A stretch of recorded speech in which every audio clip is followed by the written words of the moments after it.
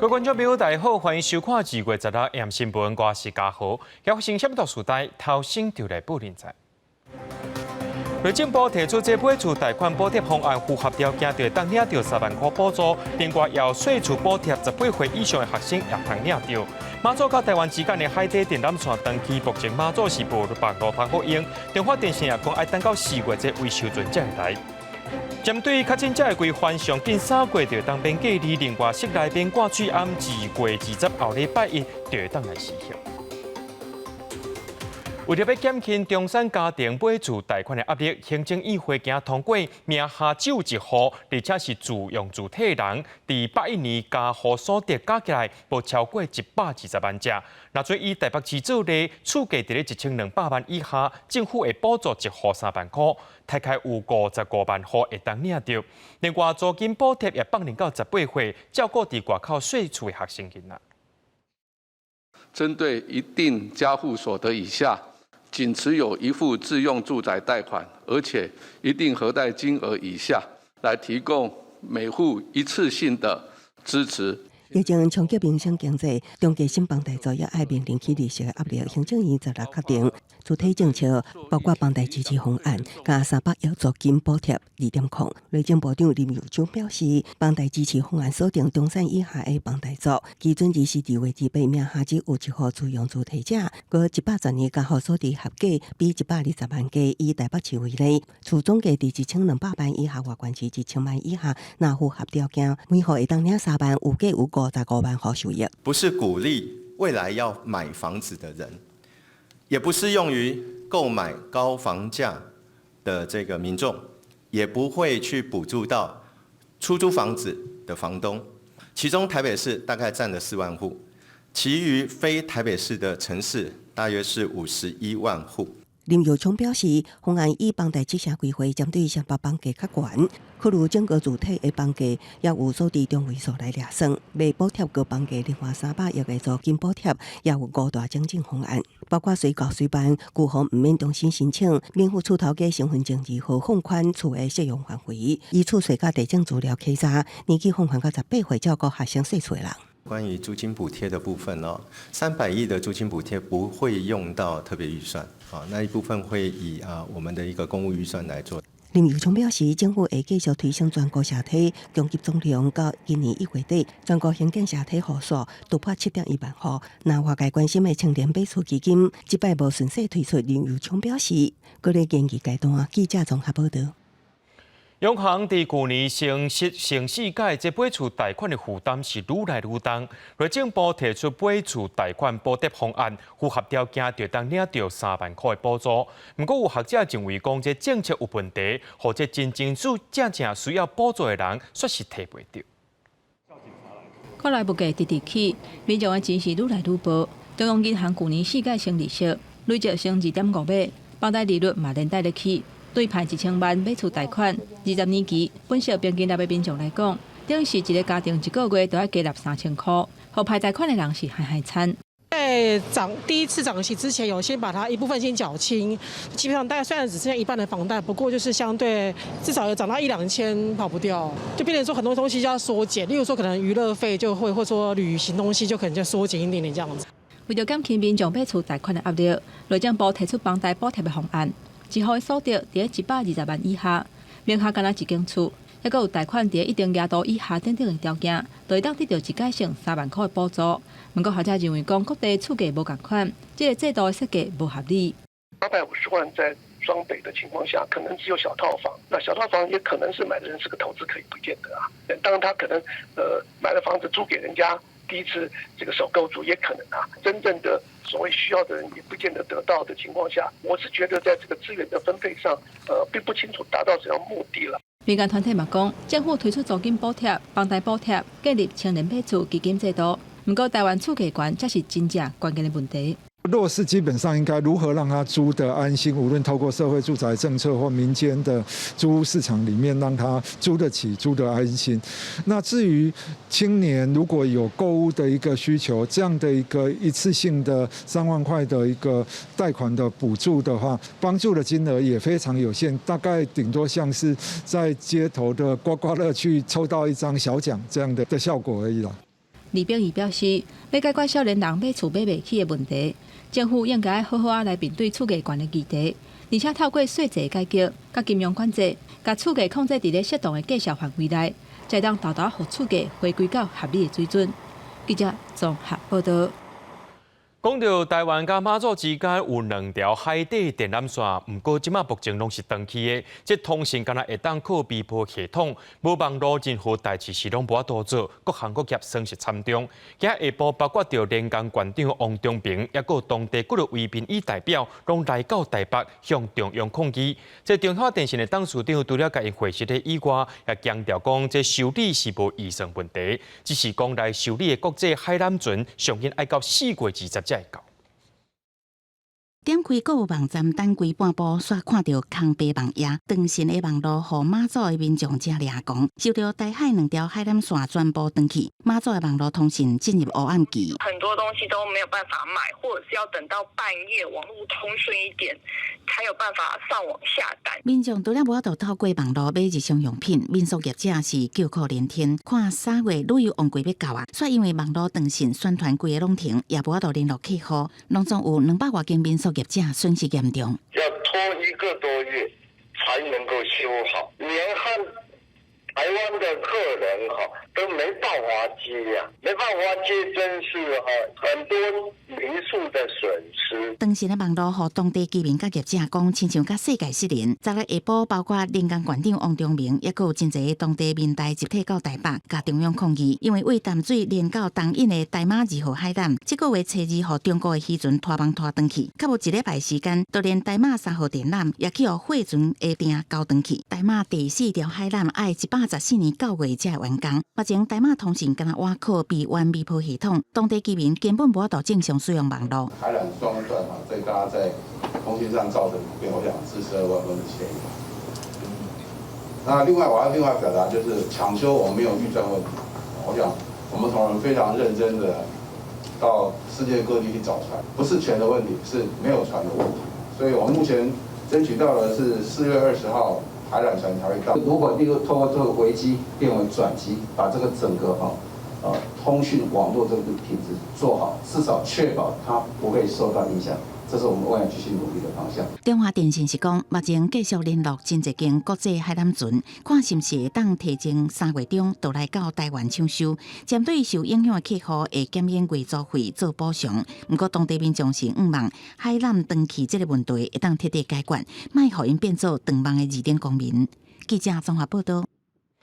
海巡署基隆八斗仔安检所发生一体受人误杀、放进渔船遭诉案件，姓陈中尉等3名官兵涉嫌以1抓20万的代价，暗号渔船遭诉渔获去到中国。经过基隆地检署询问了后，业者甲姓陈的中尉奉裁定收押。另外涉案的人员，这海巡署也应该记过调查。一看到渔船入港，海巡人员随登船检查，详细查看船舱内敢是有造事品。若讲无问题，才会放行。这是海巡署八斗仔安检所逐工的例行检查动作。普通是3人一组，一班4点钟。若讲真正较济，就会机动人员宣布法所内人员收钱，放行渔商肇事渔获代志。经济不景气啊，抓没有什么东西啊，所以可能他们会做这种生意吧。在码头装好货，然后就直接开出去，这样。而且收了了，而且收了，再去排咯。当地渔民拢在议论，因为自从中国发布北大渔场渔产品的禁令了后，合法输入中国的管道受到阻碍。最近中国的渔业绩效袂歹，所以爆发这件肇事备案。根据了解，姓陈中尉等3名官兵涉嫌伫执勤的时，以10抓20万的代价放行渔商肇事渔获到中国去向约谈。本案系本分署主动调查，并移送司法机关侦办，相关人员均立即调离现地，同时检讨行政疏失，合予2大过惩处，并纳入汰除。专案经过检方精审了后，渔商声押禁见，姓陈中尉声押核准，另外2名警官分别以6万甲3万交保候传。记者综合报道。韩国乌鹰特技飞行表演队总共有9台 T-59联机，甲1台 C-130运输机，为着要飞去澳洲参加航空展，今早起10点左右分配飞来到高雄的小港机场做整补，下晡搁再飞去澳洲。真侪军事迷听到这消息了后，透早就来占位，想要看一个清楚。T-50陆续降落小港机场，韩国乌鹰特机飞行表演，拢总9台 T-50联机，16早起将近10点分配飞到高雄。军事航空迷收到消息，透早就来占位。它的涂装蛮漂亮的，那个黑色、黄色的。拍韩国的 T-50，他们听说是要去澳洲做表演。提相机翕乌鹰教练机降落，进前外团体50研发团队有部分成员是为咱国汉翔负责研发 IDF 战机的团队。虽然消息互国军甲汉翔否认，不过军事迷认为外观看得出来。注意看的话，它的构型，它的整个外形结构，基本上跟我们的 IDF 是一样的。9台乌鹰教练机甲1台C-130运输机伫停机坪做油料补充整备，准备下晡继续飞去澳洲。这毋是韩国头一届以台湾做中站。军事专家是讲，就地理位置来讲，台湾也是新加坡，拢是韩国要飞去澳洲的航道点。燃料容量有限哦，不太可能一路从韩国飞到澳洲去哦。比如说他们要飞到杜拜，这个有可能是选择中国的机场做中转点。但是呢，现实面的考量，中国跟韩国的外交关系也不太友善。军事专家是讲，除了地理位置，航道点的选择会考虑2国的外交关系。韩国最近真侪年向咱国申请降落整补，也互军事甲航空迷有机会开眼界欣赏。记者综合报道。咱国内疫情渐渐伫咧稳定，指挥中心表示3月有机会改做确诊者免隔离，也因为这个政策需要各部会协调，而且佫爱开专家会议，时间点会另外公布。咱来讲到室内边挂嘴暗的政策，会伫后礼拜1，也就是2月20开始实行。连续13天确诊数降低，国内10日新增加16477个本土病例，新增加61个死亡。因为疫情转好，指挥中心讲上紧3月了后，确诊隔离会当改做0+N，确诊就会防隔离这个做法特别退场。确诊者隔离的方式的调整，还有就是我们的这个通报定义的改变。我想这2个部分我们现在很积极的正在这个拟定计划实施的话，应该是到3月会比较有可能。指挥中心解说，确诊隔离做调整，牵涉到跨部会协调，所以需要一段时间。目前新冠肺炎是咱国第5类法定传染病，也伫解除确诊隔离了后，由专家会议讨论，甲传染病降级。2月20后礼拜1开始，室内挂喙暗放零这个规定会如期实施。敢若医疗照护机构甲公共运具规定爱挂喙暗，但是各级学校会当家己调整处理。指挥中心这边定的是大原则，在这个大原则之下，如果各学校有一些因地制宜的做法，那这个我们也尊重。那至于说会不会因为戴口罩被霸凌，我想以我们过去这么久的经验看起来，我们在亚洲地区是没有这种状况。因应室内放零挂喙暗，双北送礼券催注疫苗，是毋是其他县市原来会安尼做？指挥中心是讲，这部分属有地方的权责，各县市有无同的财务甲防疫策略考量，指挥中心尊重地方的决定。记者综合报道。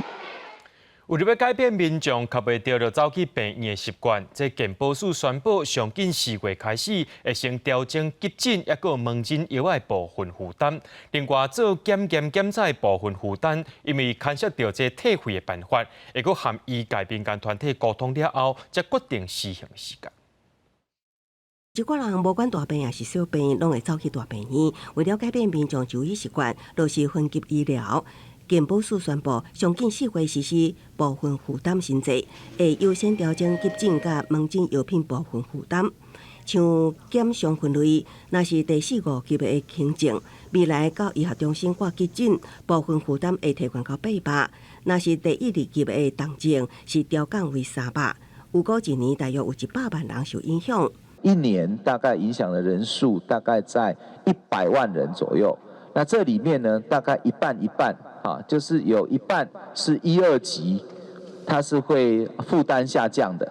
伫门诊药品部分负担方面，基层诊所地区病院维持现状，优惠100块以下免收部分负担，101块以上以急救来收，上限是200。另外，办相病连续药单。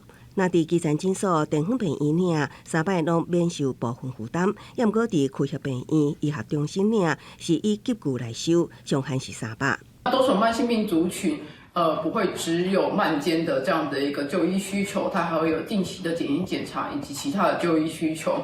那累积下来1年将会是不小的这样的一个负担。另外，伫检验检查部分负担，健保署强调，因为涉及退费电配套，影响全面化。下甲医改会、消基会等团体进一步沟通了后，才决定上路的时间。记者综合报道。咱国内佳能企业有一寡所在买无卵，早起行政院副院长郑文灿甲农委会主委陈吉仲有去视察通路甲两行，表示目前供应是充足的，呼吁民众千万唔通囤货。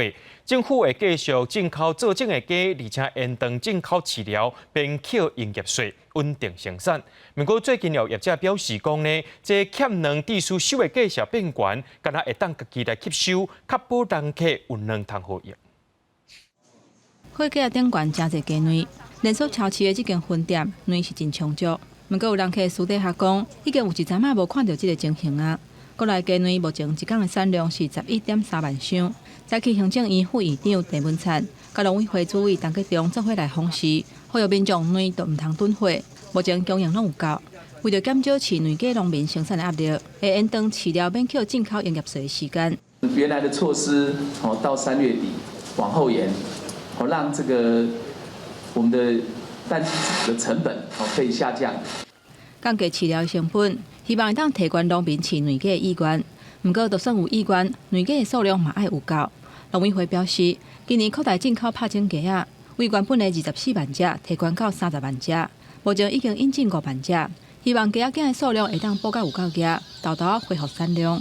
应该在这个月就已经能够把小鸡的数量来补足。我们这个礼拜已经看到小鸡的出雏数已经来到每一个礼拜49万只，那跟我们设定的目标50万只其实已经有符合。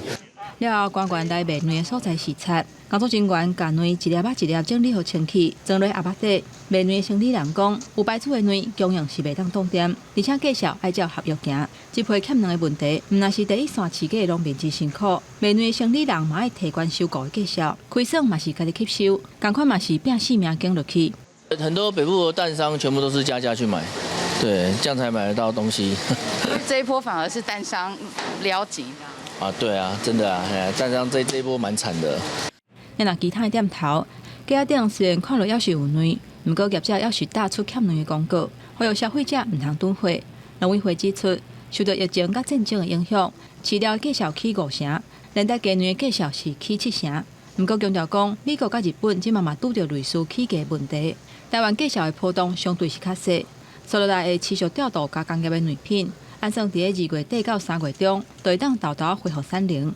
记者综合报道。讲到土耳其甲叙利亚边界这个大地震，已经造成41000人亡生。联合国预估有700万的囡仔会受影响，甚至有真侪囡仔是变做孤儿。而且叙利亚也爱面对长期以来的内政问题。联合国呼吁各国就要捐款来帮助叙利亚渡过难关。另外，伫土耳其的这个安塔基亚市呢，有人互这厝壳砍掉200多点钟，有关是从平安救出来。伫叙利亚西北部一间病院，这个查某囡仔哈娜今年8岁，手骨石膏倒伫病床的，一直甲医护人员问因厝内人的消息，不过伊唔知影伊是规家伙仔内底唯一一个活落来的人。بعد مرور 33 ساعة حاولنا ننقذها هي وأمها وأبوها وأختها. صرنا نطالعها بس هي وأبوها كان من فريق الدفاع المدني وكمان متوفي. 土耳其大地震伤亡是真严重，根据联合国估计，差不多有700万的囡仔处境是真艰难。亲像叙利亚，都有袂少囡仔失去亲人，变做是孤儿。虽然哈娜还有因阿公阿嬷甲阿叔家照顾，不过伊可能会面临手都要截肢，还有其他的病危。那因亲情大的所在是伫叙利亚反对派占领区，世界拢是因为内战有路无厝的难民，战争甲地震恐惊会造成因得到长期性的身心创伤。嘛真需要医疗甲民生物资的救济。 UNFPA launched its appeal for the whole of Syria yesterday in the amount of $24 million. We hope the appeal is only for the next 3 months. It will only address the very basic acute needs, that this is a sign that perhaps there may be some ray of hope and that we can focus on the most vulnerable people to build back not only the country but the region and give it stability.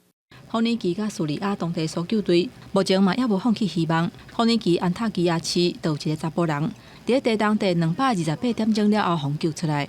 不过因为目前有生还者的机会是真细啊，灾区的救援嘛转做是提供灾民的人道协助，亲像是粮食甲住宿，还佫要安怎伫当地温度要我0度的天气之下来生存，会是所落来爱面对的挑战。公司新闻牛间编译。 美国国务院委托耶鲁大学做一项研究显示，讲这罗西亚利用特例战乱当中失去亲人的乌克兰囡仔做借口，出去尝试把这囡仔集中起来进行再教育，也就是教因洗脑。这人数大概有6000人，目的就是要改变乌克兰后一代国家甲民族认同。美国表示讲，因透过卫星相片找到43个再教育营和其他设施。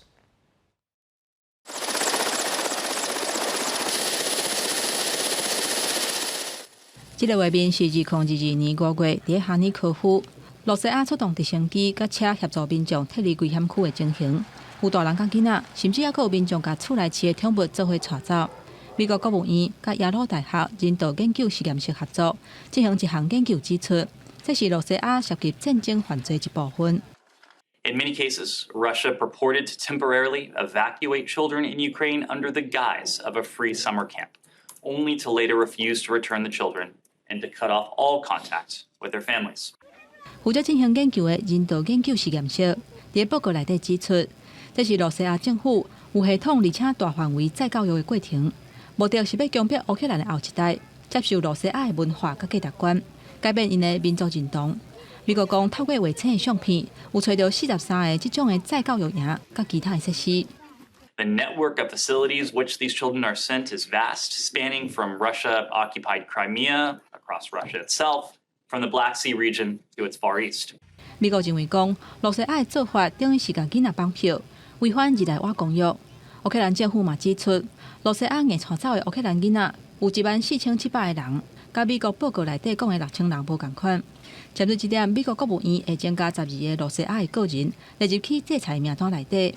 罗西亚驻美大使馆透过社群网络回回讲，罗西亚是接受因为战争走出来乌克兰囡仔，迄若上适当的收养方式，都是找到会当甲因收养的家庭。公司新闻，齐家珍编译。去年5月，伫纽约州水牛城超市发生枪案，就凶手杀40个人。拜三去，互法官以受训谋杀等罪名判无期徒刑，而且是陪弹假释。虽然这凶手伫法庭有表示忏悔，不过也是无法度安打家属愤怒，甚至有人要冲起去甲伊拍。 挂目镜穿感马色犯人衫的詹德龙，拜三出庭听判决，伊伫去年5月夜步枪挡入纽约州水牛城废业社区，大开杀戒，造成14杀伤，死者拢是废业居民。对检方指控伊因为整组受训，犯下谋杀、甲恐怖主义等15项罪名，伊全部认罪。当庭向受害者甲因的家属回示咧。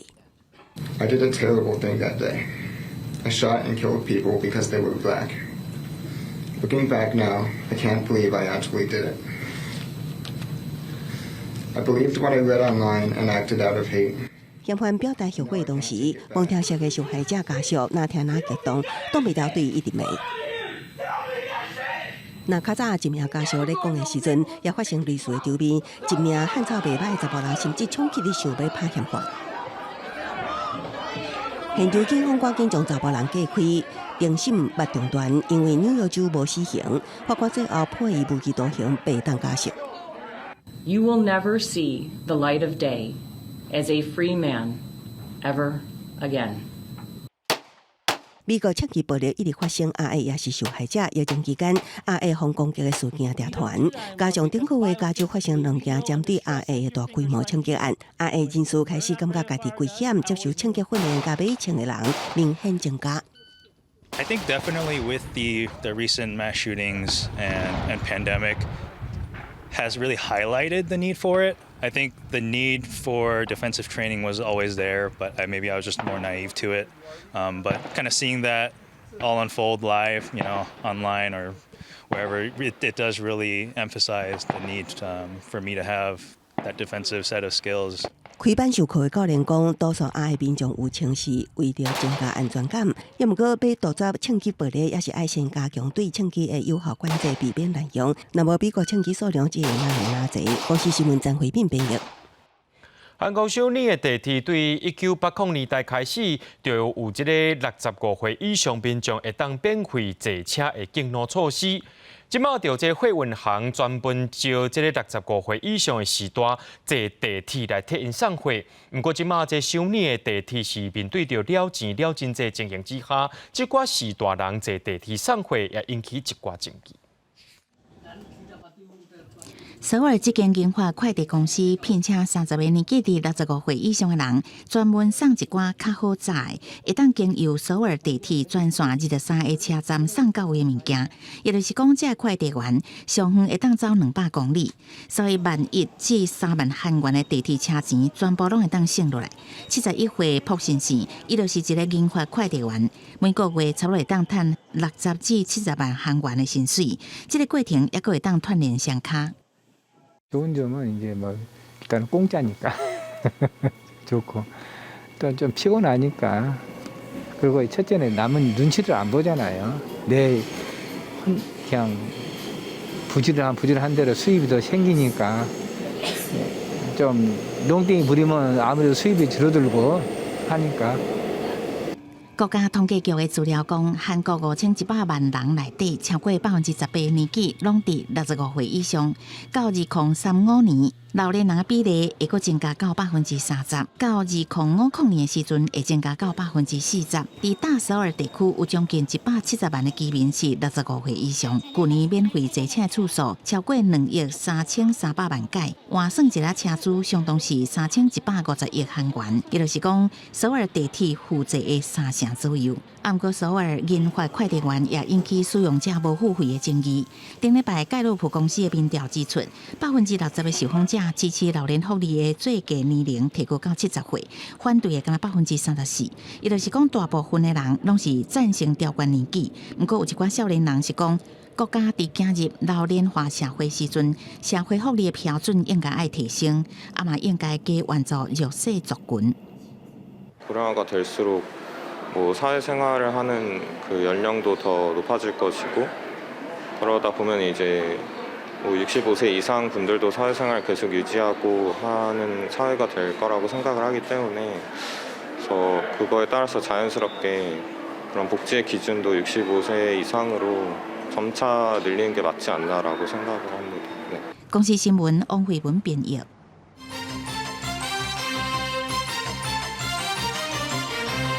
中国甲退休人员逐个月医药补贴对人民币260块减少到83块，引起退休民众不满，受街头抗议。有媒体就甲这个行动或者是白发运动。伫武汉和大连这两个城市拢已经出现，有这时代和警方发生冲突。就这评论者认为讲，这中国抗争行为一再发生，这代表民众已经开始无信任政府。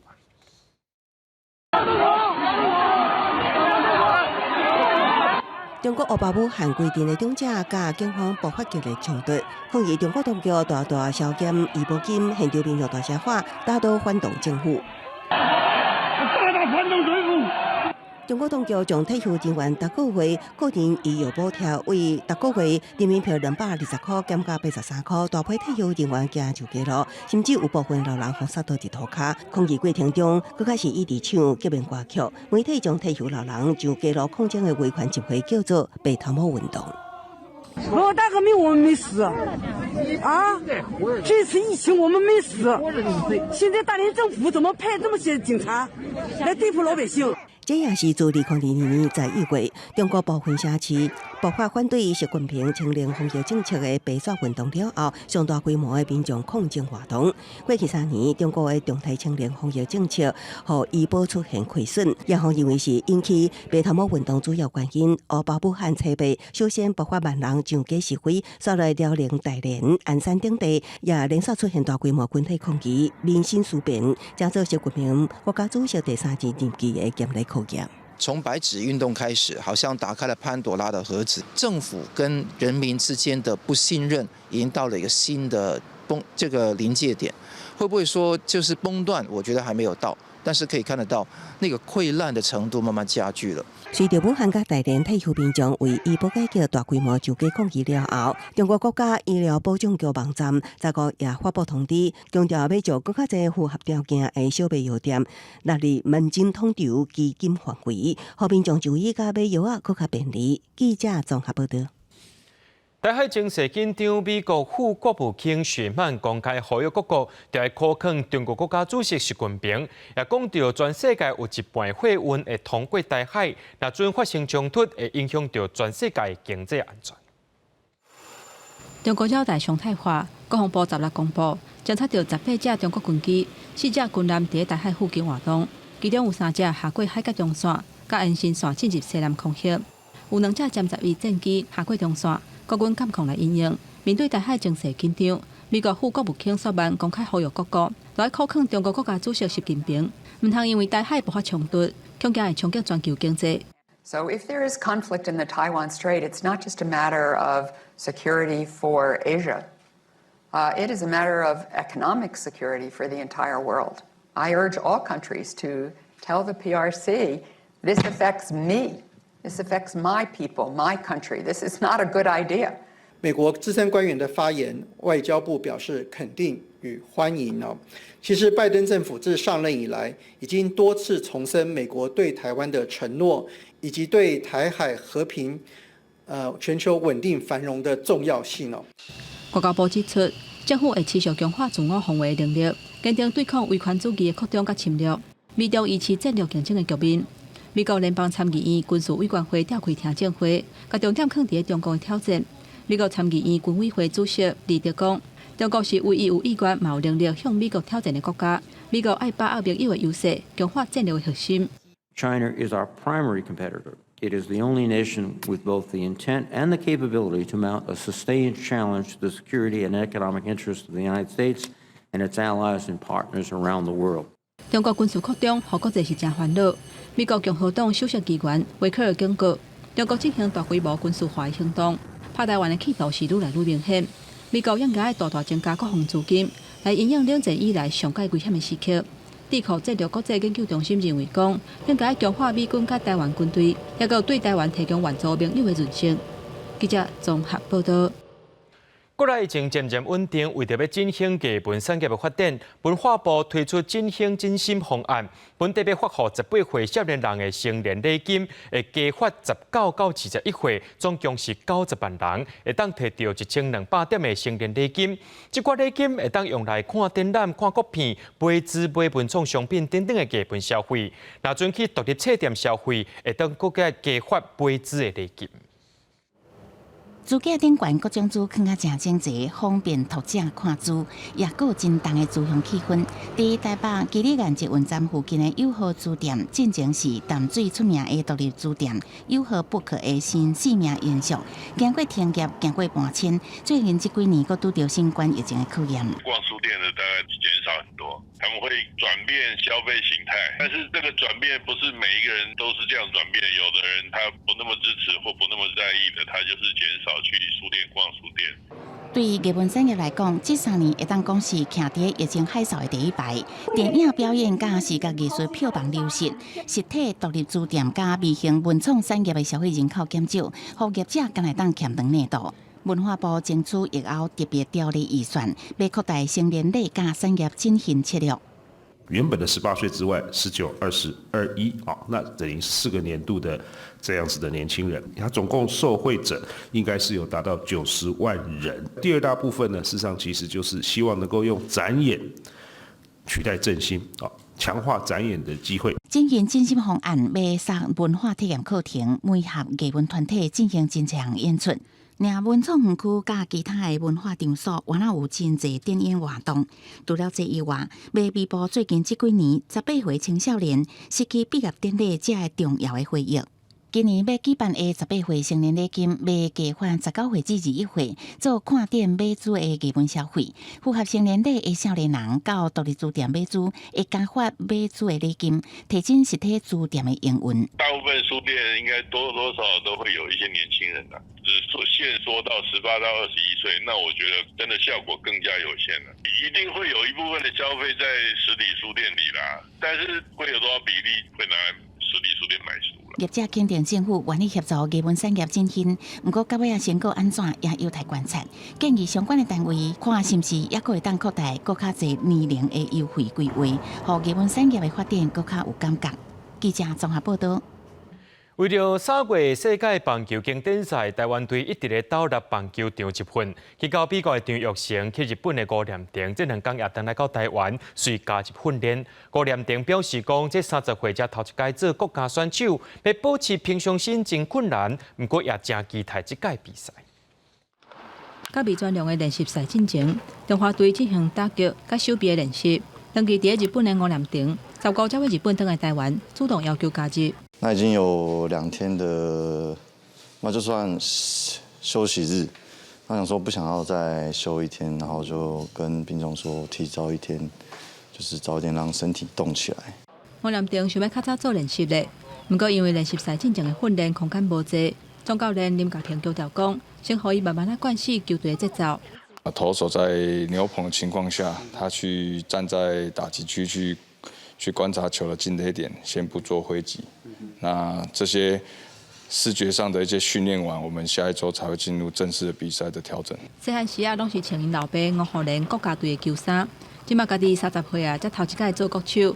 吴念婷讲，所有的代志拢是头一届，要保持平常心是真困难。今年也是30岁嘛，也有可能今年说第一次，也可能是最后一次，那就是把大家当成最后一次去打这样子。我个人是都在国外打球嘛，然后这是刚好参加这是1级赛事经典赛，我会想说，能够在台湾喜欢我的球迷们，可以就是趁这时候可以打给他们看这样子。张玉成伫大联盟有袂歹的成绩，总教练期待伊会当发挥长大的专长，带动球队提分的效率。即马伫外国的选手小连续加入团队，总教练讲等全部的人到位，19开始对富邦悍将的练习赛。就会用即卖队形去排出先发名单。记者综合报道。伫咧高雄有一个查甫人，昨暗赛车经过3道4路的时阵，可能是羊群双向发作，车去撞到路边14台的轿车奥多摆，这个查甫人伊家己也受伤。高雄监理所表示讲，轻症的羊群患者经过医生判断，2年内无发作，就会当去驾照领驾照。不过赛车的时阵，若准发作发生车祸，就会去互注销驾照。汽车本来正常来赛车，经过路口向路边啊的规排车辆，拢总2台汽车、12台奥多摆受损。除了驾驶轻伤，无其他的人伤亡。爆冲的时候，因为我有看到现场看到他爆冲，车子打了一打没有。突然身体不适，导致车辆失控往前行驶，冲撞停放在路边2辆自小客车及12辆普重机车。警方表示，驾驶无酒后赛车，讲家己有癫痫的病史，无排除伫咧停车的时阵癫痫发作来倒伫，但确定的原因搁调查。医师嘛提醒癫痫患者评估了后2天内底袂发作，也是会当考驾照赛车。但是过程当中建议有人陪伴，嘛要随时注意家己身体的状况。台湾对着轻症癫痫患者考驾照的规范，甲美国比起来已经相对来严格，唔免太过烦恼癫痫患者赛车这代志。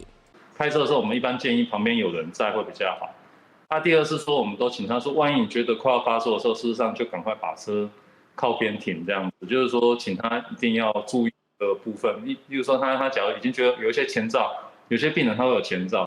高雄监理所表示，癫痫轻症患者考着驾照，每2天要换一届，要提供着医师证明2天内底无发作过，才会当换新的。但是呢期间内底发生车祸，遵照一般事故规范来处理，毋过驾照会注销。等2人了后，经过评估，才会当重新过来考驾照。记者王刘婷、陈显坤个报道。土耳其甲叙利亚的大地震引起民众关心楼厝的安全。今仔日就住伫台北市第2种主体区山汉区的民众来开记者会，讲家己厝已经凹加真危险，却受到法规的限制，一直无法度更新。希望台北市政府来斗解决。你看这柱梁吼，你看凹加拢接出来吼，这钢筋都断掉了，你看。虽然是家己的厝，不过环境真歹，壁顶拢必顺，住了实在心惊惊。住咧台北市康宁路属于注2山汉区的居民讲，因是互都市更新法规放袂记的族群，厝破甲安尼，要是无法度做都市更新。我们这3星期已经运作了很久，要做这个都更的动作，但是苦无法调。他们只有在柱3可以做都更，柱2根本没有办法做都更。柱2是在山边的房子，他们比较潮湿，钢筋比较容易腐烂，比较建材比较容易这个有损伤。主题区以维护居住环境水准的程度分做第1种主题区到第4种主题区。因为划设山汉区的目的是为了水土保持。北市府都市更新处讲，第3山汉区伫2018年有甲都市更新的户型降低，但是第2山汉区因为安全疑虑就无改变。目前也是依期爱100%危险楼厝居民拢同意，才会使做都市更新。我们在去年的开始就积极的去做都更的修法，那我们是不是可以针对不是100%的这个部分，我们用都更的方式去协助？这是我们这一次修法的重点。台北市的第2山汉区有130笪计共358公顷，陈建华表示，修法方向是协助同一比率已经有80%的社区推动都市更新，建蔽率、容积率也会适量提悬。不过，伊认为也是要考量土地耐收的能力。目前草案等咧法务局审议。记者郭文祥随台北报道。云林县一年有超过1,000台脚踏车被弹掉，拢成蹲伫咧火车搭到学校。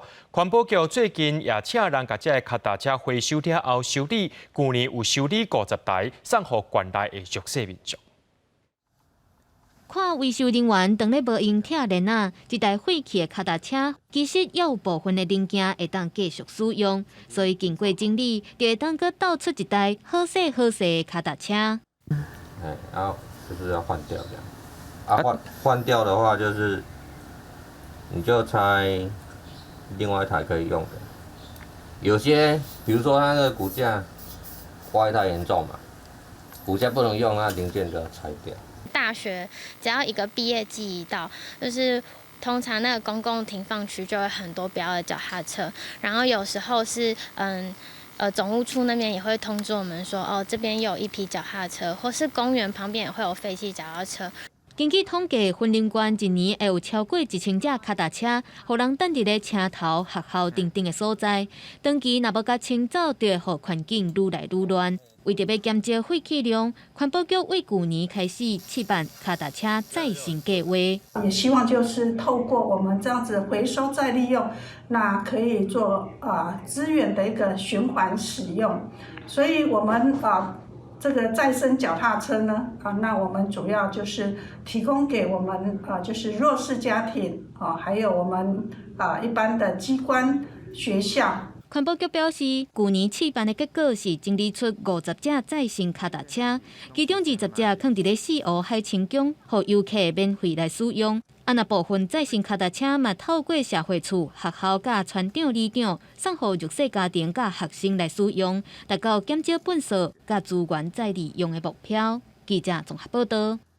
来到西洋情人节，墨西哥往近美国边界一个小城镇新拉雷多，就会看到一个穿贵属制服的美国退役海军军人，佮伫咧路口徛伫遐摕到一束花，伊就是58岁的裴瑞兹。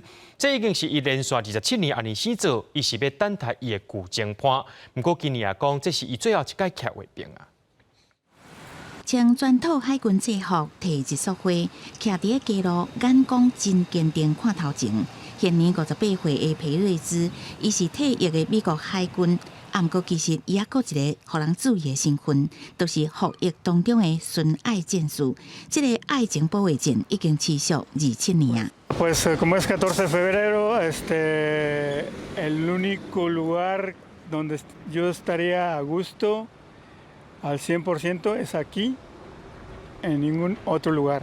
Bueno, aquí o con ella, con mi amada, con Cecilia. 1996年，当年31岁皮瑞兹伫墨西哥的夜店拄到伊介意的女朋友西西利亚，不过两个人交往2个月后，西西利亚讲要走，我逃走伊走，不过皮瑞兹并无放弃。每啊当年的情人节，伊拢会为美国德州走过边界到隔壁的墨西哥圣纳雷多的城镇徛卫兵，望伊的真爱回头。Sigo soltero, no tengo hijos, no me he casado, nunca me he casado y nunca he buscado otra chica porque simplemente que sé que en ninguna otra chica vería lo que vi en Cecilia.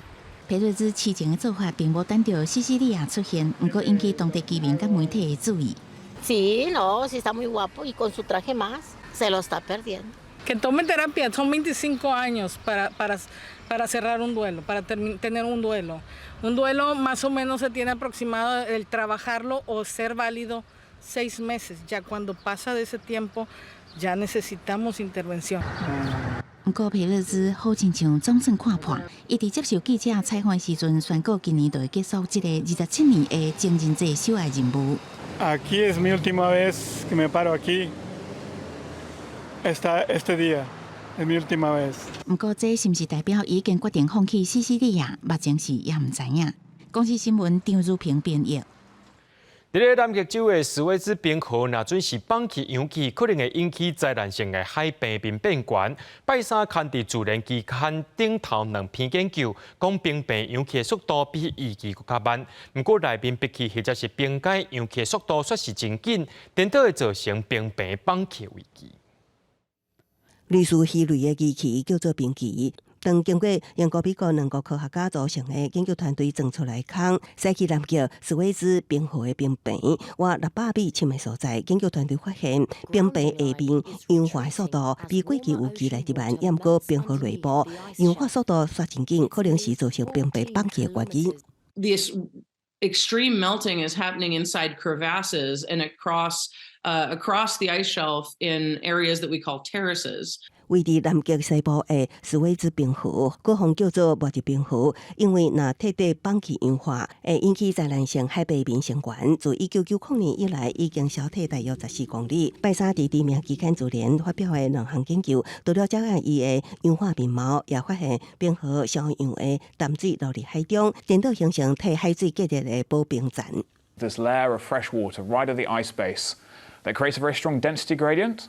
And that density gradient stops the heat from getting from the ocean into the ice. 这个研究提供冰片底部氧化速度甲氧化机制相关点，对海平面相关会当做出更加精准的预测，保证着会当保护着沿海社区，也过温暖的海水，继续和斯威兹冰河消退。当年大约有数十亿吨水入海，贡献4%海平面相关。记者综合报道。明仔载天气是好也是歹，做伙来看预报，恁就知。